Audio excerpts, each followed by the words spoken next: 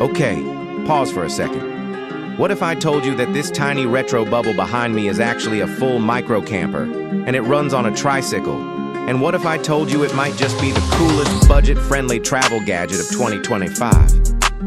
Today I'm giving you the most honest review of the TriCycle Camper Micro 2025. No hype, no sugarcoating, just the truth. Let's start with the design, because honestly, this thing turns heads everywhere. The rounded shell, the two-tone color, the vintage scooter vibes, it feels like someone fused a classic Vespa with a mini travel trailer. It's charming, it's bold, and it definitely doesn't look like anything else on the road. But here's where it gets interesting.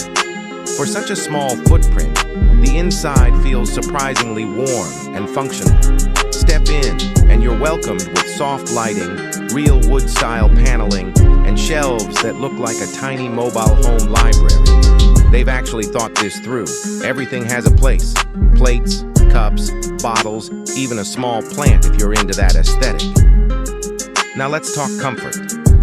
This bed?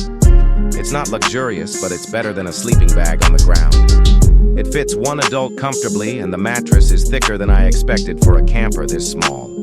Definitely good enough for weekend trips, solo travel, or remote work escapes. One of my favorite features, though, is this fold-out side table. Cooking outdoors, making coffee in the morning, or even using it as a workstation. It adds way more value than it first seems. And yes, there's a small solar panel up top. It won't power a fridge or your gaming setup, but it's enough for lights, small gadgets, and keeping your phone alive. But here comes the honest part. How does it perform on the road? Well, remember, it's still a tricycle. You're not breaking speed records, you're not going up steep mountains, and you're definitely not overtaking anyone on the highway.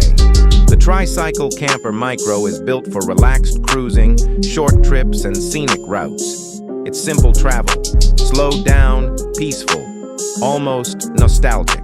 And what about build quality?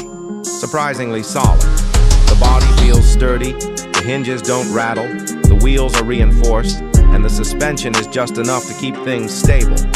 But don't expect it to survive hardcore off-roading. This is more for forests, parks, beaches, and smooth countryside paths.